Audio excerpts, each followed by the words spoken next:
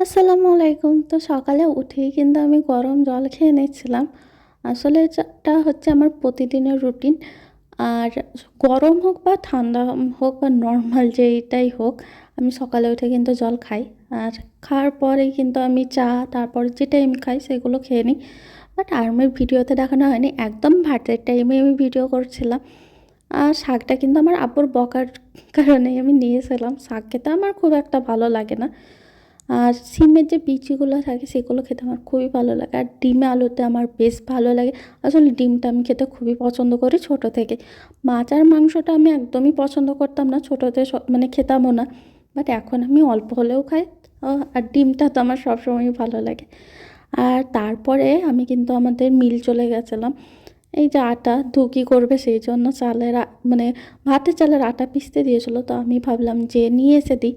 তারপরে কিন্তু আমার কাকুদের বাড়ি যাওয়ার কথা ছিল, সেই জন্যই আমি নিয়ে এসে দিয়ে চলে গেলাম, কারণ বাড়িতে কেউ ছিল না আর আব্বু আসবে সন্ধ্যার টাইমে, আর আমাদের বাড়ির কাছেই মিল। তো আমি এনে দিয়ে দিয়েছিলাম। আর তারপরে আমি আমার কাকাদের বাড়ি চলে গেছিলাম। আর কাকাদের বাড়ি যাওয়ার কারণ হচ্ছে আমার দিদি হালুয়া করে দেওয়ার জন্য ডেকেছিলো, গাজরের হালুয়া। তো আমি দিদিকে বলে দিয়েছিলাম যে আপনি ওটাকে পিষে রেখে, মানে সিদ্ধ করে পিষে রেখে দিতে। তো আমার দিদি কিন্তু এখানে পিষে, মানে আমি যাচ্ছিলাম তখন এইগুলোই করছিল।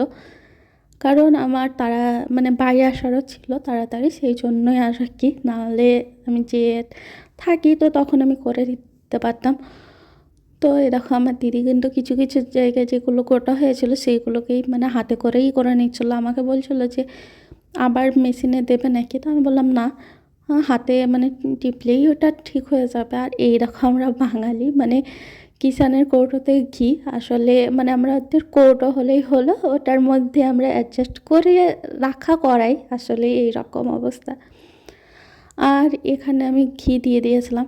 আর তোমরা যারা এরকম হালুয়াতে মানে এলাচ পছন্দ করো না, যেমন আমরা কিন্তু গোটা এলাচ একদমই পছন্দ করি না এলাচ, আমরা একদম গুঁড়ো এলাচ দিই, সেটাও বা একদম শেষের টাইমে। আর যারা মানে গোটা পছন্দ করে তারা প্রথম দিকেই দিয়ে দিবা।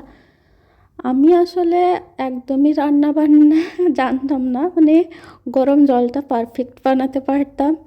আর ডিম যেহেতু আমার ফেভারিট, মানে কোনো খাবার না হলে আমি ডিমটা করে নিতাম। আর সময় সময় লাল চাটা কিন্তু আমি মানে নিজের জন্য বানাতাম, বাট সময় সময় ভালোও বানাতাম খারাপও বানাতাম। আমি কিন্তু একদমই রান্না ভালো জানতাম না। আর সেই আমি কিন্তু এখন অনেক ভালো রান্না শিখে গেছি।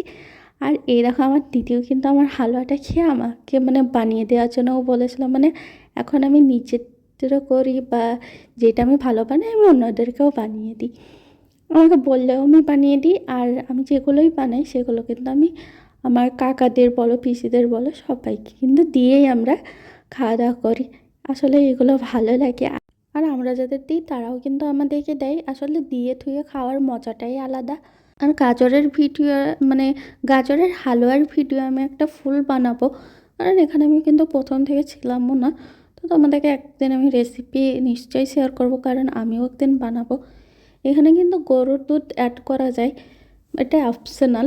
আমি কোনো সময় দিই বা কোনো সময় দিও না। উম, এটা মানে তোমরা স্কিপও করতে পারো। তারপরেই আমি কিন্তু আমার দিদিকে লাগিয়ে দিয়ে আমি নামাজ পড়ছিলাম। আর এই দেখো, এই নামাজটা আমার খুবই ফেভারিট, আমি গেলে পরে কিন্তু এটাতেই পড়ি। আর এই দেখো হয়েও গেছে, আমি নামাজ পড়ে যেয়ে দেখলাম হয়ে গেছিলো, তখন আমার দিদি বন্ধ করে দিয়েছিলো। আর এটা কিন্তু একদমই অল্প হয়ে যায়।